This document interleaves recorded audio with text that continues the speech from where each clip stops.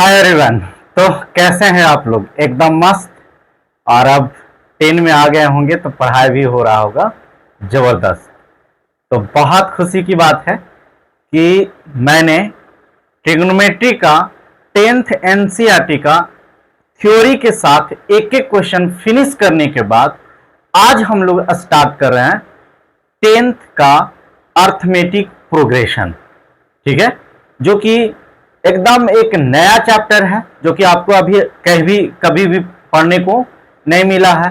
और हम लोग इसमें एकदम बेसिक से आपको सिखाएंगे। ठीक है, तो देखिए स्टार्ट करते हैं। तो फर्स्ट ऑफ ऑल हम लोग ये समझते हैं कि अर्थमेटिक प्रोग्रेशन में क्या करेंगे, यानी किस तरह का मैथमेटिक्स को हम लोग इसमें सॉल्व करेंगे, इसका डे टू डे लाइफ में क्या यूज है।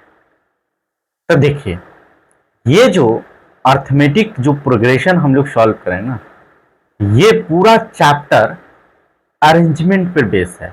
यानी हम लोग लाइफ में डेकोरेट करते हैं कोई भी चीज, चाहे घर का डेकोरेट हो या कहीं भी लाइटिंग डेकोरेट हो, लेकिन डेकोरेट उसको कहते हैं जो कि हम लोग एक फिक्स गैप में, यानी फिक्स उसके लिए गैप छोड़ते हैं। जैसे आप मान लें कि आप कहीं फ्लावर को रख रहे हैं, तो फ्लावर को क्या करते हैं, अरेंज कर रहे हैं। तो इसका मतलब एक फ्लावर यहां रखेंगे तो दूसरा फ्लावर एकदम उसके फिक्स डिस्टेंस पर रखेंगे, मतलब उसके एक गैप छोड़ेंगे, फिर तीसरा फ्लावर जितना गैप पहला में छोड़े थे उतना ही गैप दूसरा में रखेंगे। तो ये जो चैप्टर है ना, कुछ इसी तरह का बात करता है।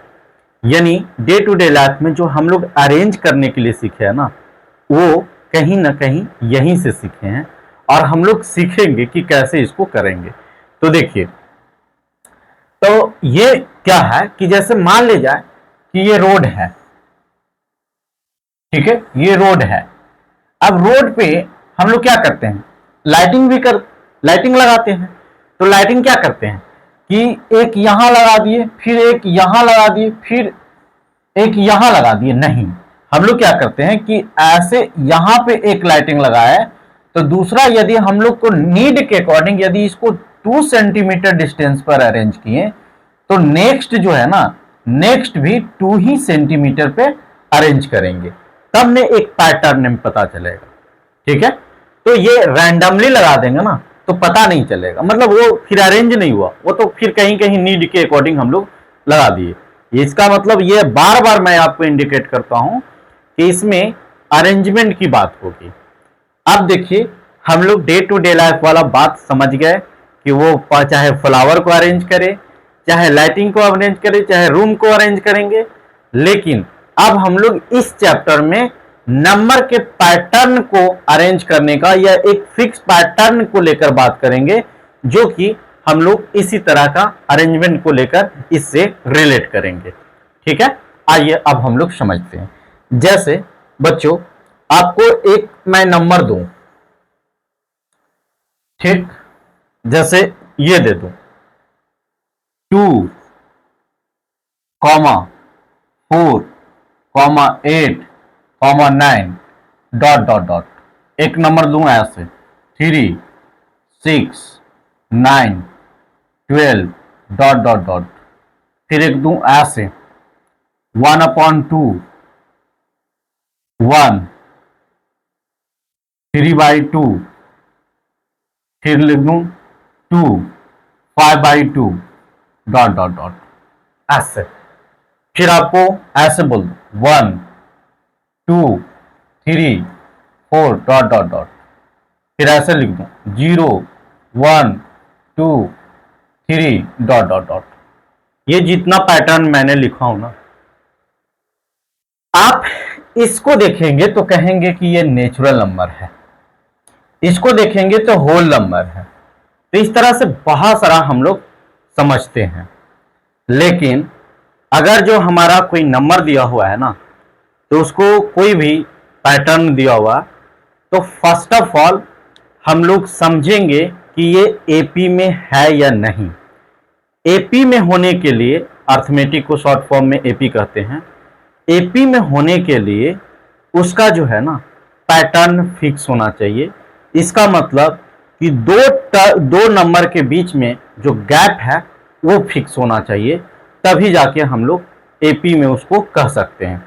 अभी डे टू डे लाइफ वाला बात हटा दीजिए, अब हम लोग इसमें कैसे बातों को समझेंगे, धीरे धीरे रिलेट करेंगे, उन सब चीजों को बात करते हैं। तो देखिए, एक इसी तरह से पूरा आईपी में आपको एक नंबर का पैटर्न दिया हुआ है। इसका मतलब इसमें हम लोग कैलकुलेशन जो करेंगे वो नंबर के बेस करेंगे। तो ये ऐसे करके आपको नंबर का पैटर्न दे दिया जाएगा।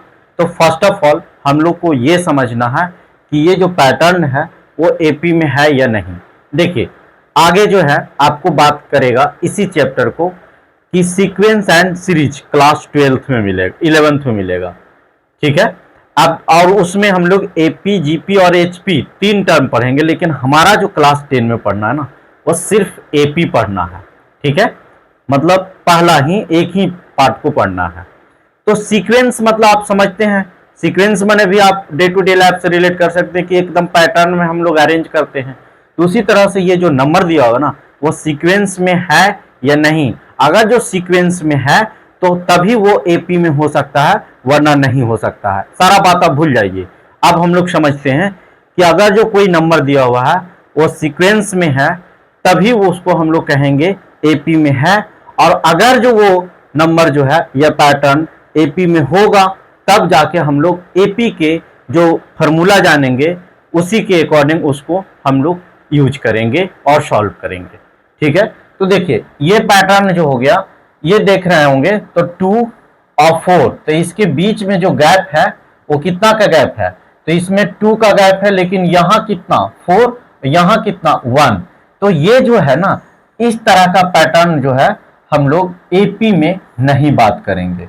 एपी में अब देखिए, ये जो है गया, ये इसके बीच में 3 गैप है, इसके बीच में 3 गैप है, इसके बीच में 3 गैप है। इसका मतलब कि ये जो है ना एक सीक्वेंस में है, यानी एक और दूसरा के बीच का गैप जो है वो 3 है, यानी ये कांस्टेंट होना चाहिए, तभी हम लोग उसको कहेंगे कि ये एपी में है, वरना नहीं कहेंगे। तो देखिए, इसमें देखिए तो ये जो कांस्टेंट, ये जो गैप था वो रैंडमली था, कहीं 2 था, कहीं 4 था, कहीं 1 है, तो ये एपी में नहीं हम लोग इसको कहेंगे। लेकिन जब ये पैटर्न हम लोग देखें तो इसको हम लोग देखें तो ये 3 3 3 3, यानी हर एक 2 के बीच में जो गैप था वो 3 का था। तो ये जो पैटर्न है वो हम लोग कहेंगे कि ये एपी में है। जैसे हम लोग इसको देख के बताते हैं ना कि ये होल नंबर है, इंटीजर है, उसी तरह से पैटर्न को देख के बताएंगे कि ये एपी में है या नहीं। इसके लिए क्या करना है कि गैप चेक करना है कि ये क्या। हालांकि बाद में हम लोग गैप का नाम वगैरह भी सब चीज जानते हैं, धीरे धीरे चीजों को, टर्म को इन्वॉल्व करेंगे और आपको समझाते चलेंगे, ठीक है। अब देखिए, इसको देखें तो देखिए, ये दोनों के बीच का गैप कितना है 1/2। इस दोनों के बीच का गैप कितना है तो 1/2। ये दोनों का बीच का गैप कितना है 1/2। तो इसका मतलब, अच्छा, वो गैप जो है ना वो जरूरी नहीं है, वो किसी चीज में भी हो सकता है, इंटीजर में हो सकता है, बस रियल नंबर मतलब डेसिमल में, नेगेटिव में, पॉजिटिव में, कुछ भी हो सकता है, बस गैप फिक्स होना चाहिए। इस बात को खाली ध्यान दीजिए, ठीक है। इतना बात मुझे लगता है कि आपको समझ में आ गया होगा। अब देखिए, इतना बात समझ में आ गया तो एक पैटर्न लिखते हैं। जैसे मान ले जाए कि अभी जो हम लोग बात किए थे उसी पैटर्न को लेकर कंटिन्यू करते हैं। जैसे 3, 3,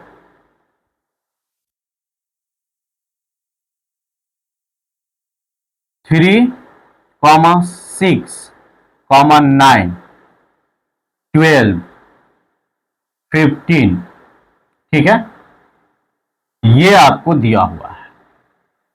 अब हम लोग थोड़ा इसमें टर्म को समझते हैं। तो पहले हम लोग आइडेंटिफाई कर लेंगे कि ये एपी में है या नहीं। इसके लिए मैंने आपको समझा दिया कि ये अरेंजमेंट की बात करती है डे टू डे लाइफ में, और अगर जो हम लोग मैथमेटिक्स में इसको सॉल्व करेंगे तो कैलकुलेशन एक नंबर का पैटर्न को देखेंगे।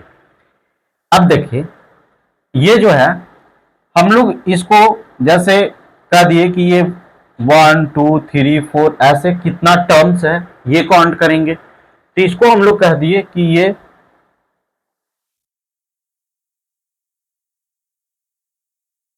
इसको हम लोग कह दिए, एक मिनट बच्चों, इसको कह दिए A1, इसको कह दिए A2, इसका मतलब ये फर्स्ट टर्म, सेकेंड टर्म,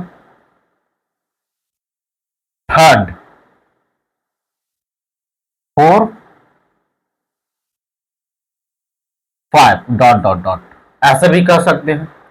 अब मैं आपको जैसे कोई भी डेटा गिवन है तो उसको चेक करने के लिए बता रहा हूं कि जैसे बार बार ऐसे चेक करना होगा कि इसको सब्ट्रैक्ट ऐड करने के लिए, लेकिन अब इस पैटर्न में पहले इसको लिख लीजिएगा, यानी A1 A2 A3, और इसको चेक करेंगे क्या कि हम लोग A2 में से A1 को घटाएंगे, ठीक है, यानी सेकेंड टर्म में से फर्स्ट टर्म को घटाएंगे, तो यानी 6 माइनस में 3 इज इक्वल टू कितना, 3, और इसको हम लोग कहते हैं डी।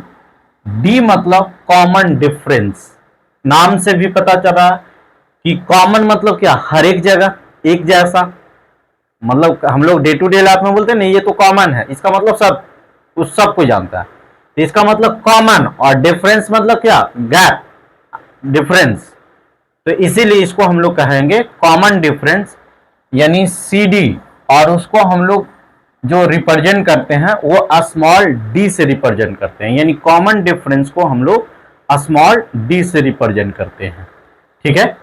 तो यहां पे अब देखिए ये जो हो गया इसको कह दिए D1, यानी पहला आ गया D1। अब फिर देखिए ये दोनों चेक कर लिए, हर एक प्रीसीडिंग और ये टर्म के बीच में हम लोग चेक कर सकते हैं। नेक्स्ट चेक करेंगे तो A3 में से A2 को, मतलब कहीं को दो को उठाएंगे और आगे में से पीछे को घटा देंगे, तो A3 माइनस A2, तो इसको कह दिए D2। तो देखिए A3 कितना हो गया 9 और A2 कितना हो गया 6, इसका मतलब इसका कितना हो गया 3, तो इसको कह दिए D2। यदि D1 is equal to D2 is equal to D3, ये सब इक्वल होगा ना, तब हम लोग कहेंगे, मतलब चेक करने का ये एक, जैसे मैथमेटिकल में कैसे, ऐसे तो मतलब काउंट करके बता देंगे कि एपी में है या नहीं, इसको मतलब दिखाना कैसे होगा, तो आप ऐसे इसको दिखा सकते हैं कि डी निकाल के, मतलब कॉमन डिफरेंस निकालिए, अगर जो हर एक जगह का सेम आ रहा है तो उसको हम लोग कहेंगे कि ये एपी में है, तो ये आप लिख दीजिएगा कि दीज मतलब सीक्वेंस आर इन एपी, हम लोग कर सकते हैं, ठीक है। ये बात समझ में आ गया पहले चेक करने के लिए। अब हम लोग इसको बहुत तरीके से लिख सकते हैं। देखिए अगर ये जहां से ये स्टार्ट होता है, कोई भी पैटर्न जहां से स्टार्ट करेंगे उसको ए से रिप्रेजेंट करते हैं, मतलब जैसे देखिए कोई पैटर्न दूसरा लिए कि 2 4 6 8 10 डॉट डॉट डॉट, तो इसमें कहां से स्टार्ट किए, जैसे इसमें 3 से स्टार्ट किए, तो यहां पे कहां से स्टार्ट किए, तो यहां पे हम लोग 2 से स्टार्ट किए, तो इसका मतलब ए का वैल्यू कितना हो जाएगा 2, यानी जहां से स्टार्ट करेंगे उसको हम लोग बोलते हैं फर्स्ट टर्म। कॉमन डिफरेंस समझ गए कि दोनों के बीच का जो गैप होता है उसको हम लोग कॉमन डिफरेंस कहते हैं, और उसको हम लोग स्मॉल डी से रिप्रेजेंट करते हैं, ठीक है। और इसको इसका इसका मतलब इसको हम लोग क्या बोलेंगे फर्स्ट टर्म, तो इसका मतलब इस सीक्वेंस में ए का वैल्यू जो हो जाएगा वो 3 हो जाएगा, और इस सीक्वेंस में ए का वैल्यू 2 हो जाएगा, यानी आपको ए और डी ये सब का वैल्यू की जरूरी पड़ेगा। तो जो पैटर्न दिया हुआ है उसमें ए किसको कहेंगे डी किसको कहेंगे ये मैंने समझा रहा हूं। तो देखिए ए मतलब जहां से कोई भी सीक्वेंस स्टार्ट हो, जो पैटर्न स्टार्ट हो, तो उसका पहला जो है ना वो ए का वैल्यू हो जाता है, यानी देखिए यहां 3 से स्टार्ट है, तो अब एपी में रहेगा तभी तभी हम लोग उसमें ए और डी ये डिसाइड कर पाएंगे। तो ये पहले तो चेक कर लिए कि एपी में है, और जहां से वो उसका स्टार्ट है तो उसको हम लोग फर्स्ट टर्म कर दिए। ये 2 से स्टार्ट किए तो देखिए ये भी एपी में है, 2 4 सबका बीच का गैप जो है वो 2 है, तो इसमें ए का वैल्यू जो हो गया वो 2 हो गया। समझ में आ रहा है, इतना बात एकदम क्लियर हो गया कि इसको हम लोग कैसे निकाल लेते हैं। अब देखिए आपको एक लिख लीजिए, इसको लिखिए, ठीक है, लिख लिए होंगे चूंकि इरेज कर रफ में लिखिए अभी। अब देखिए जैसे अब एक जनरल हम लोग लिखने जा रहे हैं, जैसे लिखे A1 comma A2 comma A3 comma A4 comma A5 comma A6 dot dot dot dot dot dot, ऐसी पैटर्न में रहेगा। First term, second term, third term, A1 से उसको रिप्रेजेंट करिए, ए भी कर सकते हैं, कोई दिक्कत नहीं है। देखिएगा, और इधर एक पैटर्न भी लेके चल रहा है, दोनों बात समझा, जैसे 2 4 6 8 10 डॉट डॉट डॉट। देखिएगा, इसको तो हम लोग बोल दिए ए, यानी इसमें ए का वैल्यू जो हो गया वो 2 हो गया। इस पैटर्न डी का वैल्यू निकालने के लिए देखिए, इसको क्या बोलते हैं, इसको A1 बोलेंगे, और इसको बोलेंगे A2 बोलेंगे, इसको बोलेंगे A3 बोलेंगे, इसको बोलेंगे A4 dot dot dot dot, जो भी रहेगा। डी निकालने के लिए क्या करते हैं, तो A2 प्रीसीडिंग में से पहले को सब्ट्रैक्ट करते हैं, तो A2 माइनस A1, इसका मतलब 4 माइनस में 2 इज इक्वल टू 2, मतलब दो तीन को निकाल के चेक कर लिया करेंगे। A3 माइनस में A2, तो A3 कितना है 6, और माइनस में A2 कितना 4 इज इक्वल टू 2, यानी D1 is equal to D2, दोनों आ गया, D1 इक्वल है D2 का, और चाहे तो आप निकाल सकते हैं। इसका मतलब D का वैल्यू जो हो गया वो हमारा 2 हो गया, यानी A का वैल्यू भी हमारा A और D का वैल्यू हाथ लग गया। अब बात समझिए, देखिए बहुत आसान तरीके से, इसका मतलब कि यहां पे 2 comma 4 comma 6 comma 8 comma 10 12 dot dot dot. अगर जो ये टर्म देखिए, इसको तो हम लोग ए कह दिए, लेकिन ये टर्म कैसे मिल रहा है, तो ए में यदि डी को ऐड कर रहे हैं तब मिल जा रहा है कि नहीं, यानी ये टर्म मिल जा रहा है कि नहीं, बात समझिए। A2 यानी कहने का मतलब, बात समझ रहे हैं, ए में डी ऐड कर रहे हैं, इसका मतलब ए का वैल्यू 2 और डी का वैल्यू 2, तो 2 और 2 कितना हो गया 4। उसी तरह से ये टर्म जो है, पेन चेंज कर देते हैं। देखिए ये टर्म कैसे मिल रहा है, तो ए में 2d को, यानी d को 2 से मल्टीप्लाई कर रहे हैं और a में ऐड कर रहे हैं, तो ये मिल जा रहा है। ठीक उसी तरह से ये कैसे मिल रहा है, तो a में 3d को ऐड कर रहे हैं। देखिए a का वैल्यू 2, d का वैल्यू 2, और 3 से मल्टीप्लाई, तो 3 2 6 और 2 8 आ गया, यानी हमारा a कैसे मिल रहा है, यानी अब इसको हम लोग साफ से लिख के आपको दिखाता हूं। तो A1 कैसे मिल रहा है, तो A1 जो मिल रहा है, A1 जो मिल रहा है वो A इसी से मिल जा रहा है। A2 जो मिल रहा है वो कैसे मिल जा रहा है, तो A2 जो मिल रहा है A प्लस में D ऐड करने से, A प्लस में D ऐड करने से। एकदम पैसेंस रख के समझिए, बाकी अगर जो आपको नहीं समझ में आता तो आप कमेंट कीजिए, मैं कॉल पे भी समझाने की मतलब ये रखता हूं, और नहीं तो फिर क्वेश्चन बनते बनते आपको क्लियर हो जाएगा। तो देखिए A2 कैसे लिखे, A प्लस में D। A3 कैसे लिख रहे हैं, तो A3 लिख रहे हैं A प्लस में 2D, A प्लस में 2D। A4 कैसे लिख रहे हैं भाई, तो A4 लिख रहे हैं A प्लस में 3D।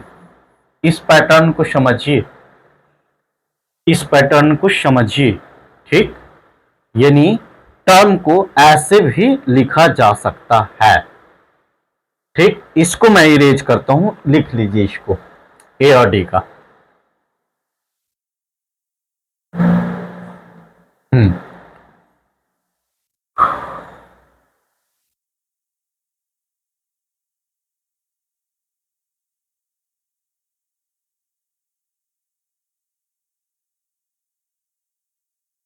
देखिए अब यहाँ पे ये तो पैटर्न आपको लिखने के लिए सिखा दियो। अब इसमें ना कोई फॉर्मूला लाना चाह रहे हैं, देखिएगा आप ध्यान से समझिएगा कि फॉर्मूला आया कैसे।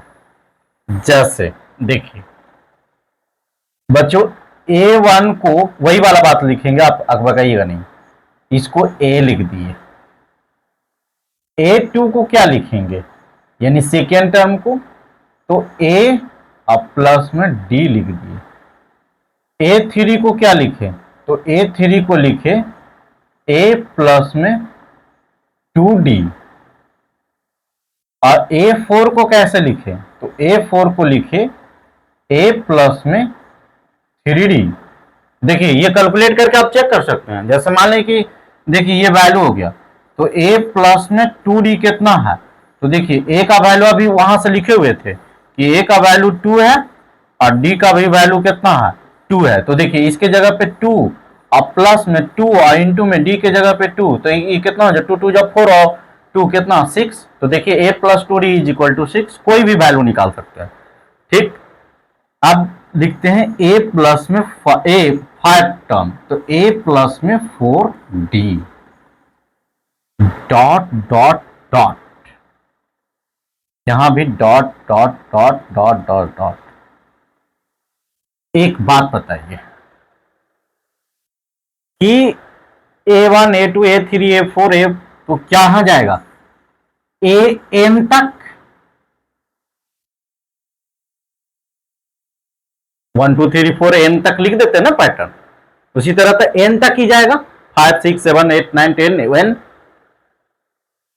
A सबका सेम था, A लिख दिए क्योंकि इसमें भी A सेम था। खेल यहां हो रहा था, यहां क्या खेल हो रहा था वो समझिए। यहां देखिए अगर जो 4 टर्म लिख रहे थे, हाँ 4 टर्म लिख रहे थे, तो यहां 3 हो रहा था। 3 लिख रहे थे तो यहां 2 हो रहा था। 5 लिख रहे थे तो यहां 4 हो रहा था। इसका मतलब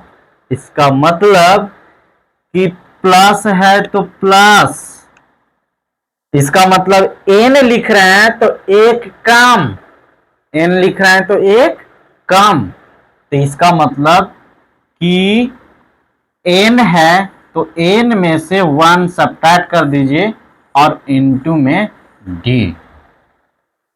इसका मतलब कि अगर जो हम लोग पूरा टर्म को लिखना चाहते हैं तो n is equal to a plus n minus 1 into में d। अब देखिए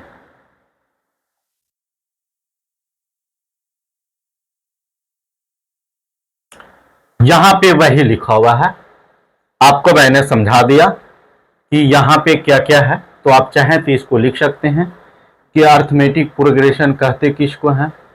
ठीक है, an arithmetic progression sequence of number in which the difference between any two conjugative term is constant, और उस कांस्टेंट को हम लोग नाम क्या दे दिए डी। ठीक है, उस कांस्टेंट का क्या नाम दे दिए D. This difference is called the common difference denoted by D. आपको मैंने समझा दिया।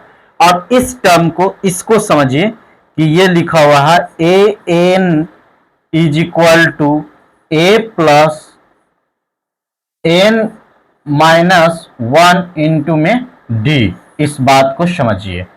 ठीक है, यानी nth टर्म, जैसे एक टर्म लिखते थे तो a1, 2 टर्म लिखते थे a2, और nth टर्म लिखेंगे तो क्या लिखेंगे a plus N minus 1 into D. इस फॉर्मूला के बारे में तो देखिए यहां an क्या है nth टर्म है, a क्या है फर्स्ट टर्म है, d क्या है कॉमन डिफरेंस है, n क्या है नंबर ऑफ टर्म्स है, यानी कितना टर्म्स है। ठीक, बात समझ में आ गया। तो यहां चाहेंगे तो आप ये फिर सम का है तो हम लोग यहीं तक क्लास किए हैं, इसको आप लिख सकते हैं। अच्छा, और समझना चाहेंगे तो देखिए इसका मतलब कि ये जो फॉर्मूला क्या इंडिकेट करता है ये बताइए कि देखिए ये सीक्वेंस आपको दे दिया जाएगा, सीक्वेंस में कभी कभी पूछ लेगा कि इसमें कितना नंबर ऑफ टर्म है। इसका मतलब जैसे यहां तक दो तरह का अर्थमेटिक दो होगा, एक फाइनाइट होगा, एक इनफाइनाइट। तो ये इनफाइनाइट तक गया। अब जरूरी है कि इनफाइनाइट तक कहीं जा सकता है, आपको ऐसे भी हो सकता है कि जैसे मान ली कि आपको दे दिया ऐसे करके 5 10 15 20 25 30, बस इतना ही। अब इसमें क्या पूछ सकता है, इसमें पूछ सकता है कि आपको नंबर ऑफ टर्म बताइए, यानी एन का वैल्यू। नंबर ऑफ टर्म पूछेगा तो एन का वैल्यू। तो देखिए फॉर्मूला से भी ला सकते हैं, इसका मतलब ये फॉर्मूला लिखेंगे कि a n is equal to a plus N minus 1 into में डी। तो ये बताना है जैसे कि कितना टर्म्स है, तो एन का वैल्यू पूछ रहा है, तो इसमें दे दिया क्या है। अच्छा, अब एन के मतलब समझते हैं कि इसमें लास्ट टर्म क्या है। एन मतलब लास्ट टर्म। तो देखिए लास्ट टर्म कितना है 30, यानी कभी कभी ऐसे करके और dot dot dot dot dot कह देगा 50। तो इसका मतलब लास्ट टर्म 50 कंसीडर करना है कि ये 50 तक, ये भी फाइनाइट है, इनफाइनाइट नहीं गया है। लास्ट जिसमें दे देगा वो फाइनाइट है। तो इसमें पूछ सकता है कि इसमें नंबर्स ऑफ टर्म बताइए, यानी एन का वैल्यू बताइए। तो आपको देखिए ए का वैल्यू दिया हुआ है, यानी ए का वैल्यू कितना दिया हुआ है 5, डी का वैल्यू हम लोग निकाल लेंगे, इसका भी वैल्यू कितना हो गया 5, और लास्ट टर्म कितना दिया हुआ है वो 50 दिया हुआ है, यानी ए एन इज इक्वल टू कितना दिया हुआ है 50 दिया हुआ है। अब इसमें देखिए वैल्यू रखेंगे, तो इसका मतलब ए एन का वैल्यू एन की जगह पर 50, ए के जगह पे 5, प्लस में एन पूछ रहा है -1 और डी के जगह पे 5। इसको सॉल्व करेंगे तो एन का वैल्यू निकालें। कभी कभी क्या पूछेगा कि आपको एन का वैल्यू दे देगा, एन का वैल्यू दे देगा कि एन का वैल्यू जैसे 15 है, यानी उसमें कैसे पूछेगा कि 15th टर्म, ये सॉरी एन का वैल्यू दे देगा 15 और पूछेगा लास्ट टर्म, तो और ए दे देगा और डी दे देगा, तो उससे निकाल लेगा। अच्छा, आपको कभी कभी ना कि जैसे मान लीजिए बोलेगा 7th टर्म क्या है, तो इसका मतलब A7 पूछ रहा है कि A7 क्या है, मतलब कौन सा टर्म, जैसे इसमें फर्स्ट सेकेंड थर्ड टर्म क्या है, तो इसका मतलब A3 पूछ रहा है। तो इसका मतलब इसमें क्या लिखेंगे कि A3 लिखेंगे और A के जगह पे जो वैल्यू दिया हुआ है वो लिखेंगे और N के जगह पे यही 3 वैल्यू यूज कर लेंगे। तो और बाकी जो है ना वो बहुत अच्छे से डिटेल से हम लोग क्वेश्चन करेंगे ना, तो इसको कैसे यूज करेंगे ना आप वहां और अच्छे से सीख जाइएगा। बस यहाँ हम लोग इतना ही तक आज हम लोग इंट्रोडक्शन कर लिए, और इंट्रोडक्शन में एकदम क्लियर हो गया होगा। एक फार्मूला को हम लोग क्लियर कर लिए, ये फार्मूला को कि कैसे यहाँ पे क्या क्या वैल्यू क्या दिया हुआ है, और वीडियो यहीं तक रखते हैं, फिर कल से क्वेश्चन करेंगे तो आपको और ज़्यादा क्लियर हो। यदि आपको बहुत अच्छे से समझ में आ रहा हो तो प्लीज़ लाइक सब्सक्राइब और शेयर भी कीजिए, समझे, ताकि ना आपको लाइक सब्सक्राइब शेयर से ना मुझे मतलब एनर्जी मिलता है और मैं बहुत एनर्जी के साथ में काम करता हूँ।